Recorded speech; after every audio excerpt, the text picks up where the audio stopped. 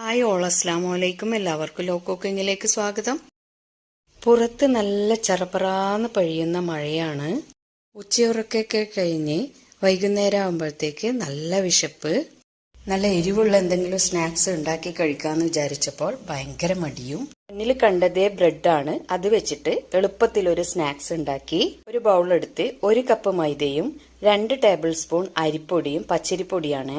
Spoon നിറയെ ചെറുതായി അരിഞ്ഞ സവാളയും 2 പച്ചമുളക് അതിലും ചെറുതായി അരിഞ്ഞതും കുറച്ച് കറിവേപ്പില അതുപോലെ ചെറുതായി അരിഞ്ഞതും 1 ടീസ്പൂണോളം ചെറുതായി ചതച്ചെടുത്ത ഇഞ്ചിയും സ്പൂൺ ചെറിയ ജീരകം 1/2 ടീസ്പൂൺ മഞ്ഞൾ പൊടി ആവശ്യത്തിന് ഉപ്പും 1/2 കപ്പ് വെള്ളവും ചേർത്ത് ഒരു ബാറ്റർ തയ്യാറാക്കാം.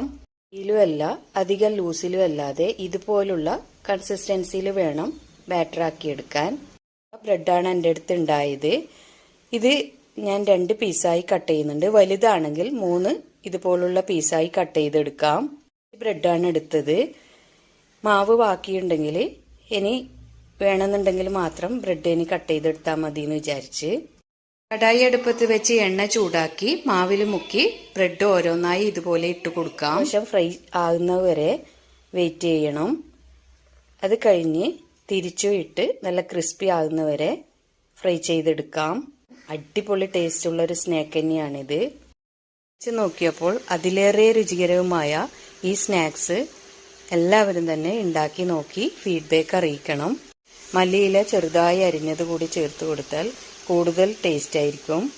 ചൂട് ചായക്കൊപ്പം കഴിക്കാനും ഗസ്റ്റുകളൊക്കെ വരുമ്പോൾ പെട്ടെന്ന് ഉണ്ടാക്കി കൊടുക്കാനും പറ്റിയ നല്ലൊരു സ്നാക്സ് തന്നെയാണിത്. വീഡിയോ ഇഷ്ടമായാൽ ലൈക്ക് ചെയ്യുക, ഷെയർ ചെയ്യുക, സബ്സ്ക്രൈബ് ചെയ്യുക. ഇതുപോലെ ഈസി റെസിപ്പിയുമായി വീണ്ടും കാണാം.